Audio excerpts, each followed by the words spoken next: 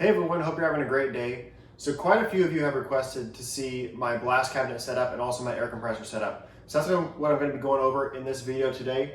Also, I still have the giveaway going on. This will be the last chance if you want want a chance to win the Super Clean kind of care package sponsored by Super Clean. So check the description for details on how to enter that, or just stay to the end and you'll see that also. So let's take a closer look at this. So right here I have the Central Pneumatics 40-pound blast cabinet. This is pretty much your Harbor Freight special. I got it on sale for about $139 when they had their coupons going on. I think right now it's listed at $189. These blast cabinets are a fairly basic setup. This one's got your door over here, and on the inside you've got your standard gun with the siphon tube. It's not a bottom siphon or a bottom feed like some of the other ones, which is a very nice feature, but it still seems to do the job very well. They have updated the siphon tube on this versus some of the older videos that you'll see where people modify them, and I've had absolutely no issues with this clogging up or not working. On this side over here, I've got my shop vac hooked up to a dust deputy to separate out all the dust from the air, because it takes about 10 minutes max of running this before the filter in your vacuum is completely clogged up. So costs a little bit to get that. I think this one's around 50 bucks or so. Home Depot sells one that snaps right on the top of a 5-gallon bucket, and it's a necessity. If you're gonna run this for more than a couple minutes, it's not even worth running without having something to separate the dust from the air, because it just clogs up the vacuums instantly. And if you don't use a vacuum, you can run it for like 30 seconds or so before it's so dusty inside that you can't really see anything. So on the inside of this, it might be kind of hard to see, but really the only modification I did to this whole cabinet is I sealed all the edges with silicone, and it really keeps the media from escaping from any of these corners. I have a little bit come out of this bottom corner where the door doesn't seal up quite as well as I'd like it to, but I could probably adjust it a little bit and it'd be fine. Other than that, it really is sealed up pretty nice. I haven't had any issues with much media coming out of it. My biggest complaint on this, and it's a complaint a lot of people have, is the lighting that it comes with. It's just one light in the back. It's terrible, but a pretty simple fix. I mean, this was, yeah, it's technically Snap-on, but it was like 19 bucks at Costco. Works great, just laser on the top. Make sure it's LED so it doesn't heat up and warp any of this plastic. But I mean, it lights up everything. It's really easy to see. So that's really just a simple fix. You don't have to wire anything, and it works easy. So if you're in Harbor Freight and you're looking at this cabinet and you buy it, do not assume that the floor model is actually put together correctly. Don't take pictures of it thinking that, oh, I'm just gonna look at the pictures and put it together. When I bought this, the guy in there told me like, oh yeah, make sure you take pictures. I put this together, and I put together all these cabinets in the 10 stores around here. So I know how to do it, make sure you do it right. It was so far off of what it was actually supposed to be. This piece was on top of all these seams here. It was just completely wrong.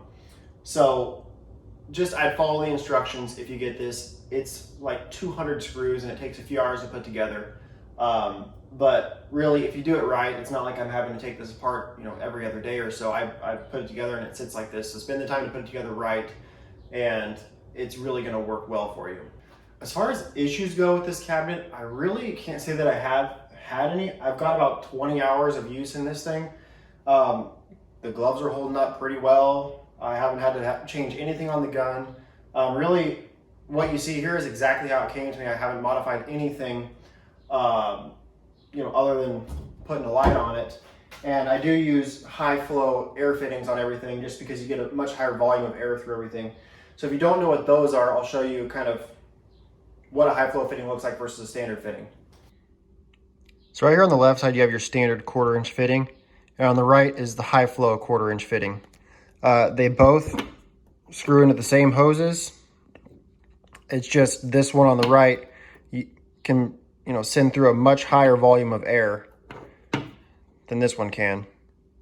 And I pretty much use that on all my stuff because I use a lot of HVLP guns, and it just runs a lot better.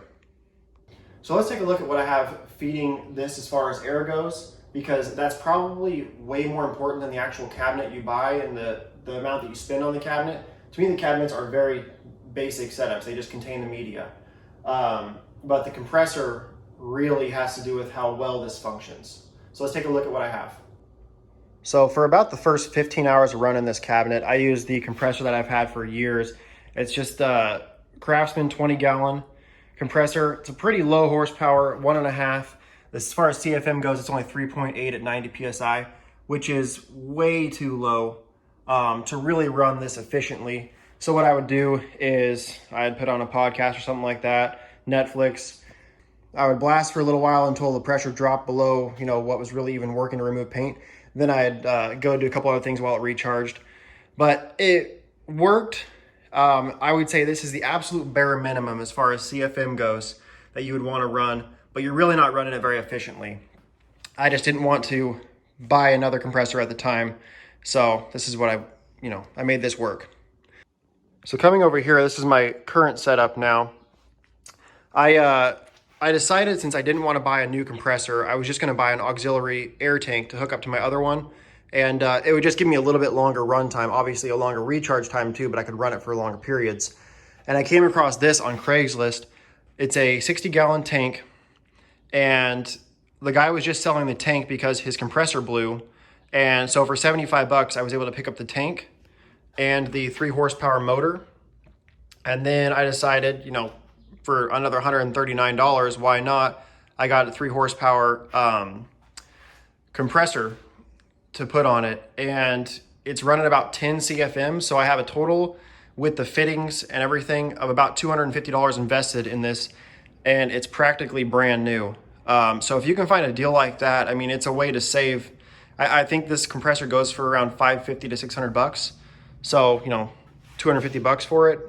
It's kind of hard to go wrong with it. So now I'll show you how this works to remove rust and powder coating on this transmission brace.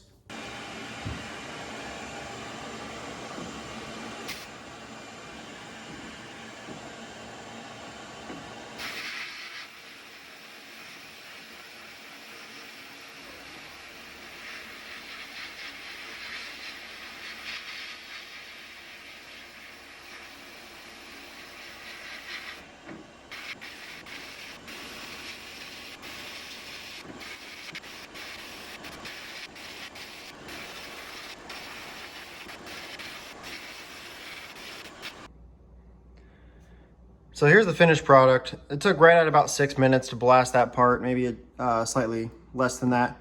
But it comes out with a really nice finish. I'm using glass bead media, and it's ready for primer and then paint. So as you can see, you can get pretty good results with a fairly inexpensive setup. In my opinion, this is about the best budget setup that you can go for. Yeah, there's bench top ones. I don't have enough bench top space to be able to put one on there. Plus, you can fit much smaller parts in those. This actually allows you to put some pretty big parts, and really it gives you great results. But don't think that you're going to get good results or be happy with it if you've got a pancake air compressor. Even 20 gallons is bare minimum. My 60 gallons still kind of struggles to keep up with it. So make sure you have the air supply needed to run one of these cabinets, because these cabinets, if you look at reviews on them, a lot of them have poor reviews, mostly because people aren't using the right air compressor with them. And you're not going to get great results with a low CFM air compressor. But really, there's not much I can say bad about it, especially for the price, $139. It works great for me. Also, I want to be very clear that this is a home DIY setup and not used in a professional setting. That's going to pretty much wrap up this video. Hope you guys enjoyed it. Also, don't forget about the Super Clean giveaway. It's going to be a couple of their cleaning products they're going to send out to somebody that I pick randomly from the comments. So just leave a comment below on something. If you have a question about this video, if you have a question about future videos of something that you want to see, just let me know. So I hope you guys enjoyed it, and I hope to see you soon.